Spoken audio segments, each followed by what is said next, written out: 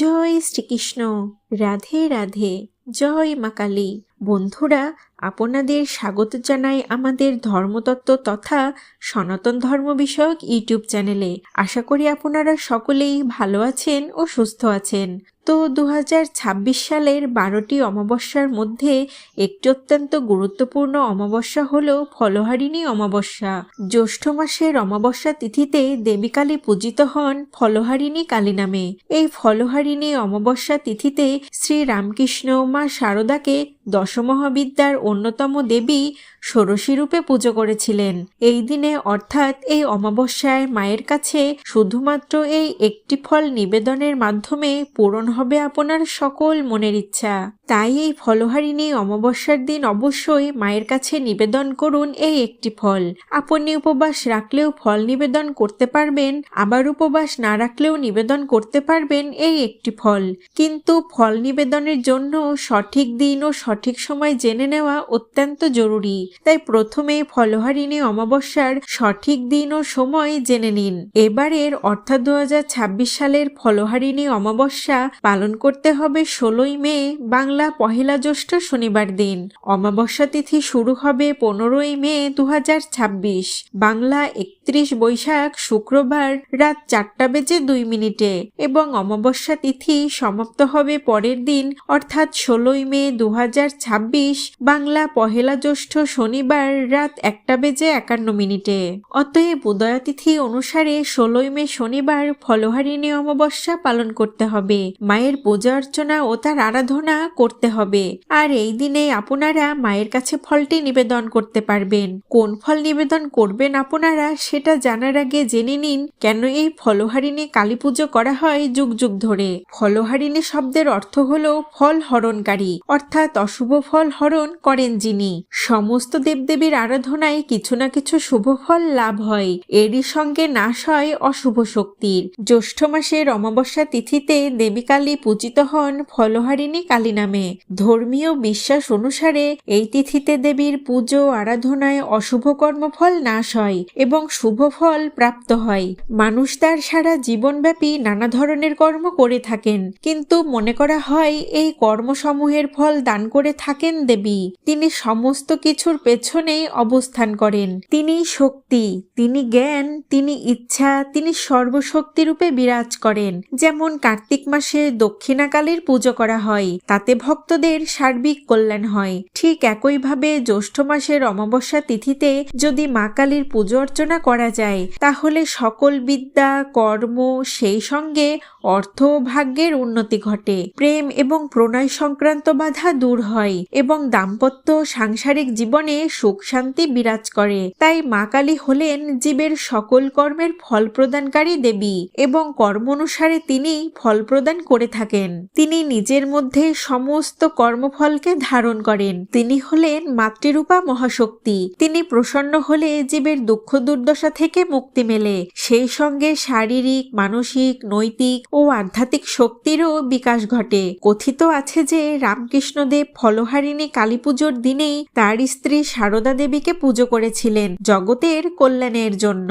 এই দিন মাতা সারদা দেবীকে ষোড়শী রূপে পুজো করেছিলেন বলে আজও রামকৃষ্ণ মঠ এবং আশ্রমে এই পুজো ষোড়শী পুজো নামেই পরিচিত। এছাড়াও 1280 বঙ্গাব্দে জ্যৈষ্ঠ মাসের অমাবস্যা তিথিতে তিনি দক্ষিণেশ্বর আদ্যশক্তি শতগুণ রূপের পুজো করেছিলেন। সেই জন্য এই দিনটিকে অত্যন্ত শুভ এবং খুবই তাৎপর্যপূর্ণ বলে মনে করা হয়। ফলহারিণী কালী পুজোতে মা কালীর পুজো অর্চনায় আপনাদের দীর্ঘদিনের রোগভোগ থেকেও মুক্তি পেতে পারেন। মনে করা হয় যারা দীর্ঘদিন চিকিৎসাতে ফল পাচ্ছেন না, এই বিশেষ দিনে মা কালীর উপাসনাতে সমস্ত রোগভোগ দূর হতে পারে।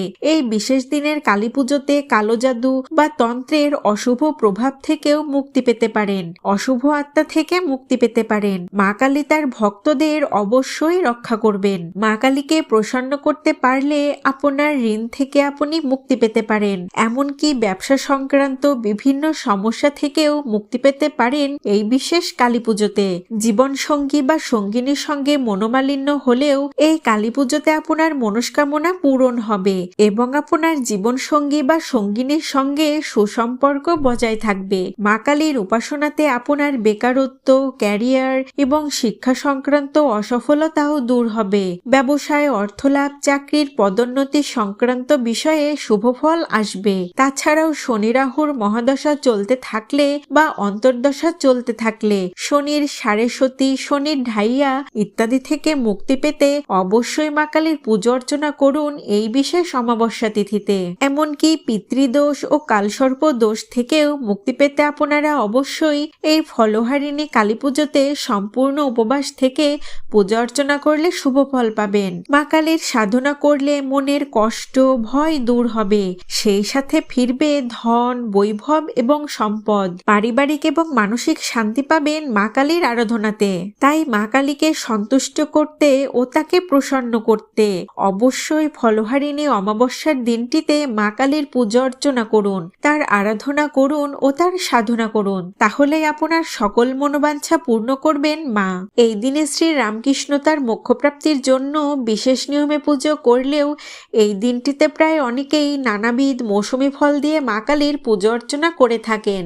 আম, জাম, কাঁঠাল, লিচু, বিভিন্ন রকমের ফল, যেই ফলগুলো জ্যৈষ্ঠ মাসে পাওয়া যায় সেই ফলই ইষ্টদেবীকে বিভিন্নভাবে প্রদান করা হয় এবং প্রসাদ হিসেবেও নিবেদন করা হয়। শাস্ত্রে বলা হয়েছে, একদিকে ফলহারিণী সাধকের কর্মফল হরণ করেন, অন্যদিকে কর্মফল হরণ করে ভক্তদের অর্থাৎ তাদের অভীষ্ট ফল, মোক্ষ ফল তিনি প্রদান করে থাকেন। আর তিনি হলেন মা কালী। এই অমাবস্যা তিথি শুক্রবারে শুরু হলেও শেষ হচ্ছে শনিবারে। তাই শনিবার দিন আপনারা অবশ্যই ফলহারিণী কালী পুজোর বিশেষ অনুষ্ঠান আপনারা পালন করবেন। এই দিনে আপনারা আপনাদের পছন্দ মতো যে কোনো একটি ফল মায়ের উদ্দেশ্যে অর্পণ করবেন। ফলটি মায়ের পায়ের কাছে অর্পণ করার সময় আপনার মনের ইচ্ছা মায়ের কাছে অবশ্যই জানাবেন। মা আপনার মনের ইচ্ছা অবশ্যই পূরণ করবেন। আপনি যেই ফলটি মায়ের কাছে অর্পণ করলেন সেই ফলটি আগামী 1 বছর অর্থাৎ পরবর্তী ফলহারিণী কালী পুজো অবধি খাবেন না।